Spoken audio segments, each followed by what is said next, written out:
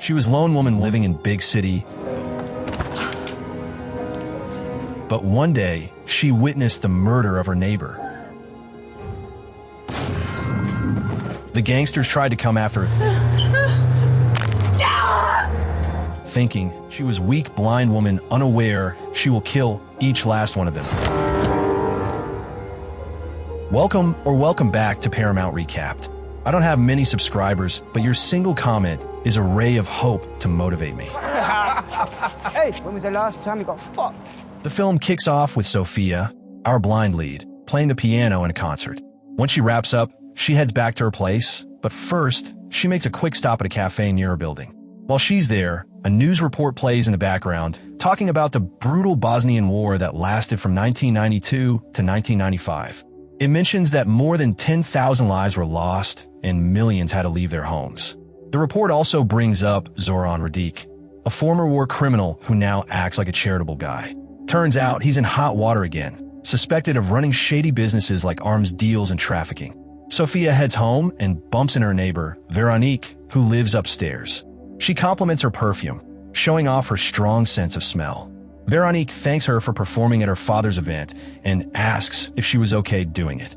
Sophia replies that her father is sick and she just needed the cash, so feelings weren't a priority. When she asks Veronique what perfume she's wearing, Veronique just smiles and says it's a secret. Later, while playing the piano at home, Sophia hears some banging and shouting from the apartment above, Veronique arguing with someone. She shrugs it off and goes to bed, only to be haunted by memories of being locked in a closet as a kid, possibly for her own safety. The next morning, the arguing continues. After work, Sophia returns home but slips on the stairs and hurts her hand. She picks up what caused her fall. It's a woman's scarf. She sniffs it, curious, and then checks her mailbox, where she finds a small glass container with some liquid inside. Later, when she takes out the trash and gets back in the elevator, Veronique rushes and looking panicked. A man is chasing her. Sophia asks what's going on, but Veronique brushes it off and insists she's fine. Before they part ways, Veronique leans in and tells her to keep it safe, finally revealing that her mystery perfume is called Liquid Gold. Back in her apartment, Sophia hears more yelling from upstairs, followed by disturbing laughter, and then chaos. Veronique falls from her balcony and dies right outside the building. The police soon arrive. One of the detectives, Oscar Mills, interviews Sophia. She tells him she didn't really know Veronique and hadn't heard anything because she was wearing headphones. In another scene, the man who had chased Veronique, Mark, is sitting in a car with his sister, Alex. She's mad because he didn't retrieve a USB drive from Veronique like he was supposed to. Mark says she didn't have it. Turns out, they were both sent by Radic to kill Veronique. Mark worries about Sophia seeing him in the elevator, but Alex says he'll have to deal with her too. Detective Mills later visits the morgue. A doctor tells him there were no signs of struggle, so it looks like Veronique took her own life. But then they find out she just had a nose job and dyed her hair recently. Mills is puzzled. Why make yourself over if you're planning to die? The next day, Sophia is distracted while playing with her orchestra. On her way home, she hears on the radio that Zoran Radic has been to the morgue to identify Veronique, his daughter. But the public isn't exactly mourning with him because of his past. Back at her apartment, Sophia doesn't realize Mark is lurking nearby with a gun. He watches her for a bit, but notices she's blind. She hears something outside the bathroom and checks, but by then, he's already gone. She sees the door open. Someone had been there. Meanwhile, Mills gets a surprising update from the morgue. Veronique was 3 months pregnant. He tells the doctor to keep it quiet. Later that evening, Radic throws a memorial for Veronique. Alex and Mark attend. Mark still hasn't found the USB, but he does bring ultrasound pictures confirming the pregnancy. Alex coldly tells him the baby probably wasn't his. At the same time, Sophia shows up and sits at the piano. Radic gives a speech about his daughter's death, claiming he'll now put his energy into helping war victims through his charity. After the speech, Sophia plays a sad tune, which catches Radic's attention. He asks her how she knew that song. She tells him Veronique used to ask her to play it because her father used to hum it when she was a kid. Shocked, Radic invites her into his office. Alex and Mark look on, clearly uneasy. In the office, Radic pours Sophia a glass of champagne and says Veronique had been unstable recently. But Sophia disagrees, saying she always found her to be kind. She adds that Veronique once asked her to play that melody from their childhood. Radic seems moved. Then Alex barges in. Radique leaves to talk to her. And while he's gone, Sophia pulls out that tiny vial from before. Turns out it's poison. She tries to pour it into his drink, but drops it. Thinking fast, she hides the vial under her foot. Meanwhile, Alex tells Radique to stop pretending to mourn and warns him not to flirt with a blind pianist.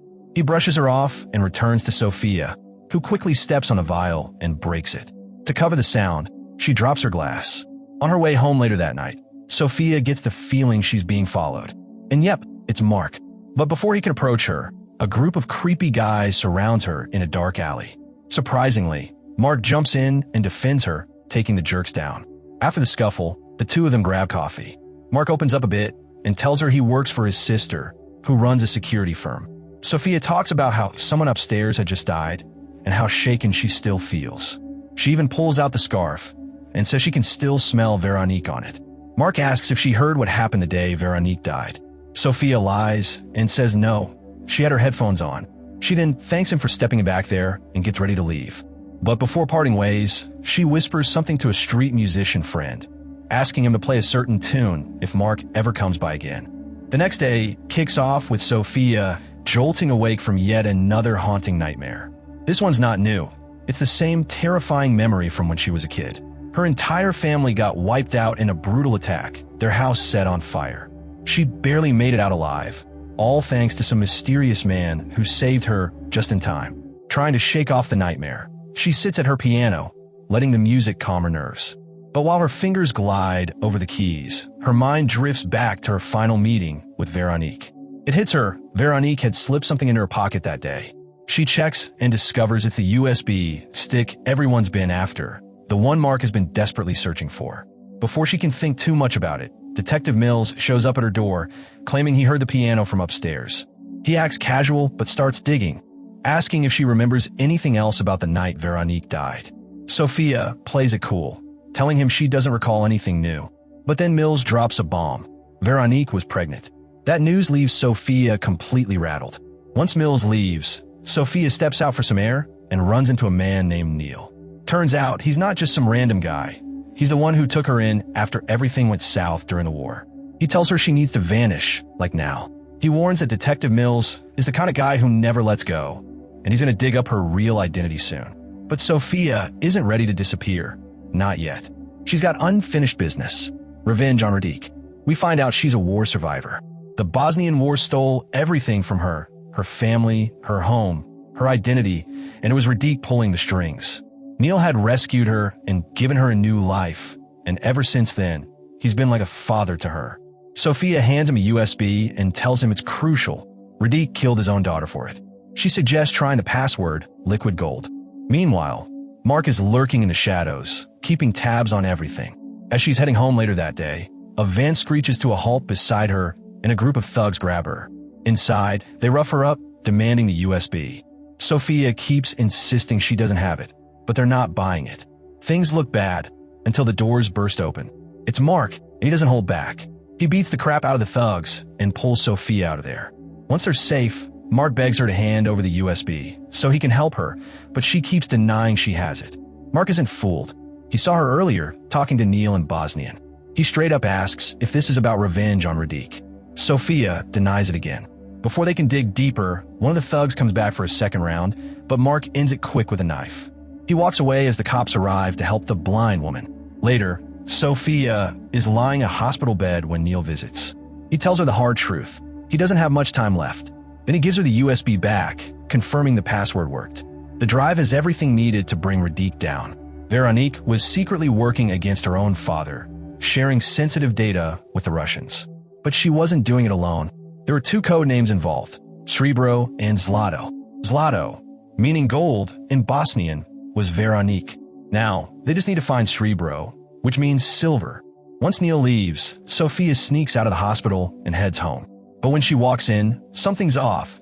Her family photo is missing from its frame. That's when she hears the melancholic melody she'd asked the street musician to play if Mark was ever nearby.